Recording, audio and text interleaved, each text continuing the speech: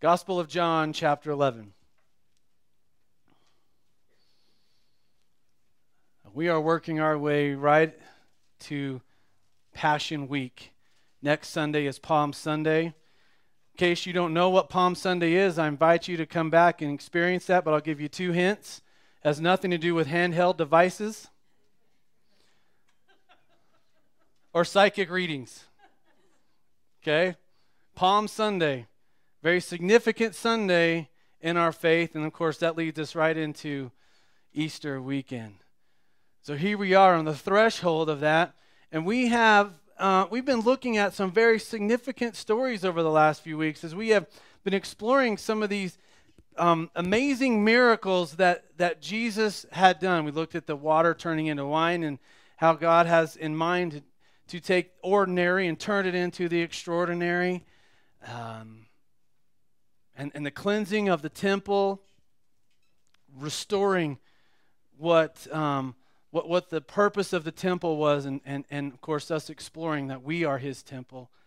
And then last week, Jesus walking into that story where the invalids and the paralytics and the blind and the sick would come daily around this pool, waiting, expecting, hoping to see the stirring of the water. And of course, when that happened, first person in the water would be healed.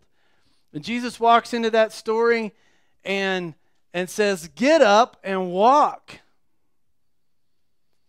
And it is pretty easy for us to surmise that the stirring of the water ceased to happen after that because of how John says it. People used to go there and lie around that pool. Apparently, they do not anymore when he writes this. Jesus has made this statement, "I am the place of healing now. No longer do you have to wait for the stirring of the waters. Come to me. I am the living water."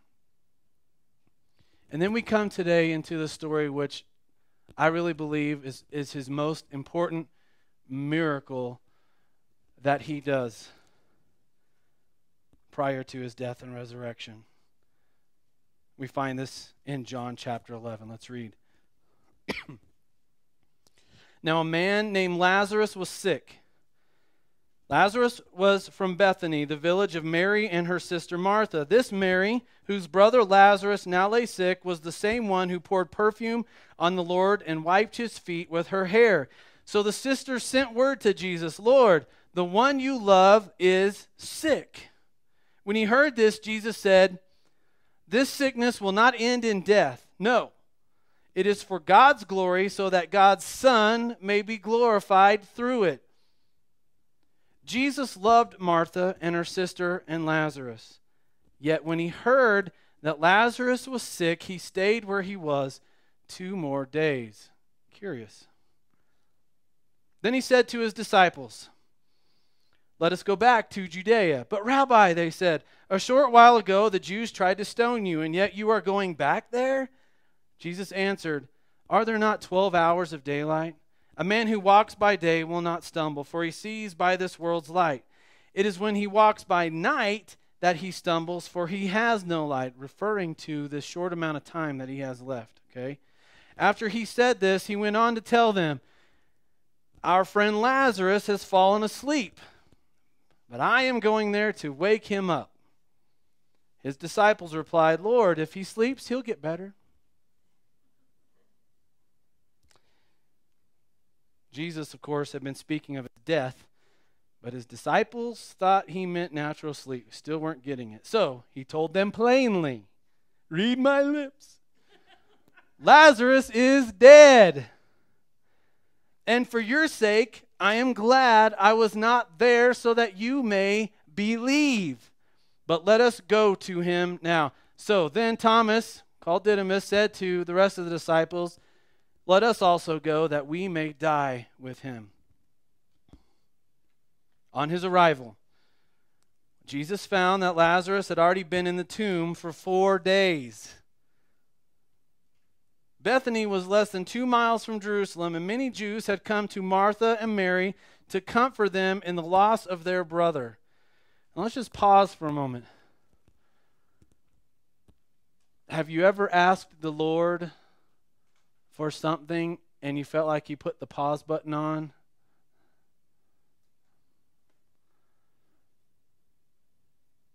I mean, just think about Mary and Martha during this time.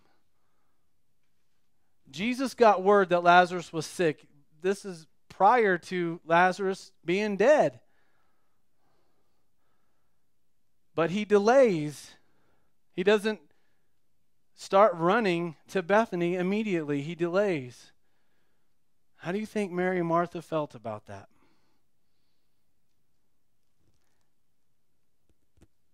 When Martha heard that Jesus was coming, she went out to meet him, but Mary stayed at home. Verse 21, Lord, Martha said to Jesus, if you had been here, my brother would not have died. But I know that even now God will give you whatever you ask. Tremendous faith she's expressing here. Jesus said to her, your brother will rise again. Oh, I know, Jesus. I know he will rise again in the resurrection at the last day. No, I am the resurrection and the life. He who believes in me will live even though he dies. And whoever lives and believes in me will never die. Do you believe this? This word keeps popping up, doesn't it? Yes, Lord. She told him, I believe. I believe that you are the Christ, the Son of God, who was to come into the world. After she said this, she went back and called her sister Mary aside. The teacher is here, she said, and he's asking for you. When Mary heard this, she got up quickly and went to him. Now, get the picture, okay? This is a funeral time. This is a wake. This is a mourning period. There's a crowd of people in their home surrounding Mary, comforting her, supporting her, and all of a sudden they see her get up and bolt. Okay? When she heard this, she got up quickly and went to him. Now, Jesus had not yet entered the village, but was still at the place where Martha had met him. So, when the Jews who had been with Mary in the house comforting her noticed how quickly she got up and went out, they followed her. Why? Because they supposed that she was going to the tomb to mourn there. But when Mary reached the place where Jesus was and saw him, she fell at his feet and said exactly what Martha said. Lord, if you had been here, my brother would not have died. When Jesus saw her weeping, and the Jews who had come along with her also weeping, he was two things. He was deeply moved in spirit and troubled. Where have you laid him? He asked. Come and see, Lord, they replied. Jesus wept. And the Jews said, okay, see, they're watching Jesus crying. Understand, I probably need to distinguish this. The word for wept, that word, doesn't mean like uncontrollable outward weeping like the ladies were doing. This is more of a, he was crying. It was kind of an inward expression. Kind of like what happens when you get moved by watching or hearing a great testimony or whatever. That's what Jesus was experiencing in that moment. The Jews are witnessing this, and their response is this: see how he loved him? Some of them said, could not he who opened the eyes of the blind man have kept this man from dying? Jesus, once more, deeply moved, came to the tomb. It was a cave with a stone laid across the entrance, and he cried out, take away the stone. And Martha says, wait, Lord. By this time there is a bad odor, for he had been there 4 days. If you have the King James Version, it says it the best. Behold, he stinketh. Those of you that have teenage boys, you've probably said that once or twice. Behold, he stinketh. He's been in there 4 days. And Jesus said to Martha, did I not tell you that if you believed, you would see the glory of God? So they rolled away the stone. And Jesus looked up and said, Father, I thank you that you have heard me. In fact, I knew that you always hear me, but I'm saying this now for the benefit of the people standing here, that they may believe that you sent me." When he had said this, he called out in a loud voice, "Lazarus, come out!" And the dead man came out, his hands and feet wrapped with strips of linen and a cloth around his face. Yes, folks, this is a mummy walking out of this tomb.